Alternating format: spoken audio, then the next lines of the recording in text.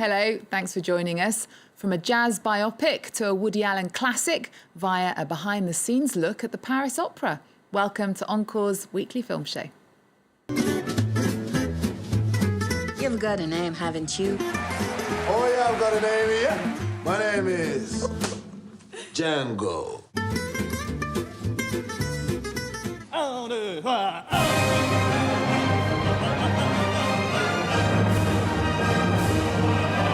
You are so self-righteous, you know? I mean, we're just people. We're just human beings, you know? You think you're God.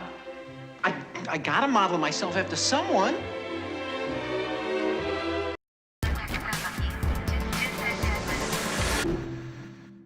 And I'm joined in the studio by our film critic, Lisa Nesselson. Hello, Lisa. Hello, Eve. Now, we're starting with a biopic of Django Reinhardt. It was the opening film at the Berlin Film Festival. It's an incredible story, isn't it? It is an incredible story, but you can't really tell from the borderline inert treatment on display here, which is a shame because French actor Reda Kateb is just about perfectly cast as the jazz guitar virtuoso who parlayed a crippled hand and a superb musical imagination into an absolutely distinctive, very easy to recognize style. I think we can agree that a lack of rhythm and tempo in a film about a musician is probably a hanging offense, especially in a movie about a guy who played with such zip and verve. We have a misleadingly lively sort of excerpt for you. Let's take a look. Je suis musicien, je joue de la musique, c'est ce que je sais faire le mieux. Depuis qu'il n'y a plus de jazz américain à Paris, c'est moi le King of Swing. C'est qui ce clown là? C'est Hitler. Elle est naze sa moustache. Naze, ouais. Fait comme la tienne. Je te présente le lieutenant Dietrich von Schultz, c'est notre docteur jazz. Goebbels peut vous voir jouer à Berlin. Non, j'irai pas. Si on perd l'appui de docteur Jazz, on est mort. T'as qu'à leur dire, Django veut le même cachet que Clark Gable. Depuis le mois de mars, il y a eu beaucoup d'arrestations de tziganes. Mais s'ils n'obéissent pas, ils sont abattus sauvagement. C'est pas ma guerre, ça. I'm not sure I've heard you be so negative about a film before. Oh, well, it's just, I don't hate it. I just want it to be substantially better because the raw material is so interesting. Django Reinhardt was born in Belgium in 1910, and the film, which is loosely based on a recent novel, covers the period between June of 1943 and May of 1945. So Django is already a world-famous, justly celebrated musician. He's a performer and recording artist living here in Paris. The film starts with some gypsies playing very good guitar and violin in the woods somewhere, and then unfortunately German soldiers come and shoot them because France is occupied by the Nazis. And back in Paris, Django and his famous quintet, Le Haut Club de France, are playing splendidly for a sold-out crowd, including a lot of Nazi officers. A sign in German says that no dancing is allowed, but the people in the audience just can't help tapping their feet and bobbing their heads and moving in ways that represent disorder and possible bad behavior to the Germans. Early on, we get to see this tight yet loose group play for 5, 6, 7 minutes, and that is thrilling. They've managed to make it look as if Kateb is actually doing the fingering, and since he squeezes in an incredible number of notes into those riffs, that is exciting to listen to. But the movie itself is hardly ever what you would call exciting, even though the costumes and the scenery have been chosen with great care. But Reda Kateb is known outside of France for his roles in A Prophet and Zero Dark 30.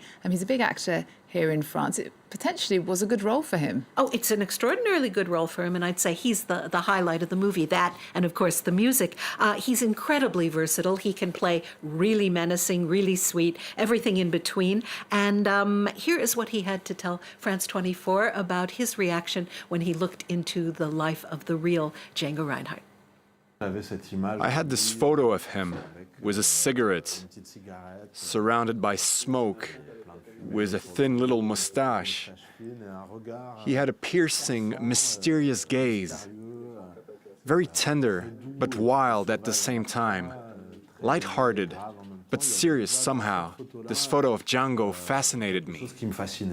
So in this movie, basically, everybody smokes, plays music, has sex, defies or collaborates with the Nazis, smokes some more, makes more music, encounters vile Nazi policies, repeat, etc. This should be wrenching stuff, but for some reason it isn't. He's supposed to go on tour for Germans, but he refuses, not because he's got a real social conscience, but because he just doesn't like being told what to do. And I would like to point out that Django Reinhardt's heritage is the sort of thing that Marine Le Pen rails against every day before breakfast, and yet here is a man who made the world a much better place and whose music is still being played everywhere from Japan to Brazil. Okay, that's called Django, and it's in French cinemas now. Now to a film that shows us behind the scenes at the Paris Opera. Tell us more. Well, the Paris Opera runs two theaters, the Opéra Garnier in the part of town cleverly called Opera, and then because the ballet moved from to the one, the ballet is in that building, and there is the Opéra Bastille where they now do the singing. This is a film about people pursuing excellence. Everything they do, whether they're administrators or costume designers or musicians or a conductor or a dancer or a singer, a stage manager, or some of the many support staff you absolutely need to launder the costumes, style the wigs, put the shoes back where they belong. Each one of these individuals is aiming toward excellence, a performance in front of people that represents excellence in front of an audience. Now, I'll admit I've never truly understood opera as a form, although I should like it because it really combines all of the arts. And I get ballet a little more, but I would like to know who decided that ballet dancers should ruin their feet forever so that, we can see them standing on point. Elitism is currently under attack all over the world, and these are elites I can admire without reservation. I can get behind this. These are people who suffer for their art, and they soar with the beauty of what they're capable of. Let's take a look. Bienvenue dans cette belle maison qu'est l'Opéra de Paris. Voilà, on va passer une saison ensemble. I am from small village in Russia. Et vous aimez Paris? Bastille. Voilà. 40 en dos. Director. Ah, der Gott ist Gott.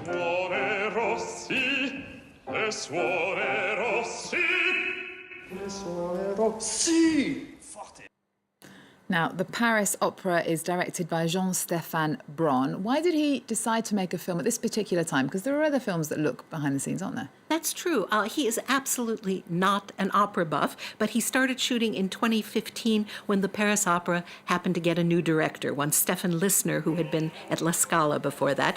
And the opera ballet and its 154 dancers was put into the hands of dancer and choreographer Benjamin Millepied. You may know him as Natalie Portman's dance coach on Black Swan. They later married. They're the parents of two children. And that is exactly the kind of frivolous information that you will not get in this film because there's no narration or voiceover or explanatory statistics or words on the screen. The camera is a very smart fly on the wall. At the auditions, we see a young, handsome, incredibly talented star in the making, baritone Mikhail Timchenko. He's from a small village in the mountains of Russia. He's obviously a sweet guy. He speaks German and some English, but no French when he's hired. And he's a glorious example, much like Rudolf Nureyev, of how talent can originate absolutely anywhere. The trick is to nurture it, which is something that the benefactors of the Paris Opera do. There's one wonderful woman with deep wrinkles and laugh lines and smiles who has been helping to underwrite a program for inner city kids to learn to play the violin. And this isn't the sort of thing that people naturally think of, but it's a wonderful program. And when you see their final performance, you see a really good example of the difference between people who have devoted every minute of their lives to their craft and amateurs who have worked hard. Any politician who thinks that the arts are optional and feels no compunction about slashing funding for the arts education belongs in their own circle of hell. That's just my opinion. There's a real cliffhanger when a Wagnerian key singer for a 6-hour opera calls to say that he's ill and they have to replace him at the last minute. The show must go on, and the director of the film shows us things that most of us never seen, people behind, stumbling off stage and gasping for breath, literally falling to the ground exhausted. All we see is the beauty on their stage. Yeah, that is stunning. Well, next we're going to Woody Allen's bittersweet black and white classic Manhattan, which is being re-released. I know you're a massive fan of Woody Allen. The film really shows his love affair and total infatuation with New York, doesn't it? Absolutely. And Allen, who is a clarinetist dedicated to the songs from the Great American Songbook book, has always had a knack for highlighting great music. In fact, he has used Django Reinhardt tunes in some of his movies, and Manhattan makes terrific use of George Gershwin melodies. Paris is a city that people who have never been here think they know because they hold it in their heads from seeing it in the movies, and New York is definitely another city in that category. New York is a city that a lot of people have seen in the movies. The late American film critic Roger Ebert called Manhattan one of the best photographed movies ever made, and Gordon Willis's widescreen black and white cinematography is simply ravishing. It looks so good, you feel like going to management and saying, could you just leach the color out of all of those color movies? We don't really need that. And 4 decades on, is this still feel relevant, this film, Manhattan? Surprisingly, absolutely so. Manhattan is a time capsule which looks at dating and coupledom roughly 40 years ago, but the humor and the yearning and the thwarted romance and the romantic timing still feel absolutely spot on. Alan plays a 42-year-old native Manhattanite, Isaac Davis. Isaac hates his job writing for TV. He's dating a down-to-earth young woman who is, I'm going to outdo myself for mispronunciation today, a young woman who's still in high school, therefore way younger than he is by definition. Mariel Hemingway has something in her fresh face that is, you can't take your eyes off it, and it makes it very special to watch. Isaac's ex-wife, played by Meryl Streep, a small part, but you remember her, left him for another woman, which was a daring thing for a movie character to do back in 1979. I would be remiss if I failed to point out that when Manhattan first came out in 1979, New Yorkers already had ample evidence that a real estate honcho named Donald Trump was an ethically challenged businessman. You can look this up in the Village Voice. Woody Allen and Donald Trump are both still with us. I will let you take a wild guess about which one of them is currently making the world a better place. Okay. Well, Lisa, thank you so much. We're going to leave you with Woody Allen's Manhattan. Remember our website. We're also on Twitter and Facebook. There's more news coming up on France 24 after this. He adored New York City, although to him it was a metaphor for the decay of contemporary culture. How hard it was to exist in a society desensitized by drugs, loud music, television, crime, garbage. Too angry. I don't want to be angry. Chapter 1. He was as tough and romantic as the city he loved. Behind his black-rimmed glasses was the coiled sexual power of a jungle cat. Oh, I love this. New York was his town, and it always would be.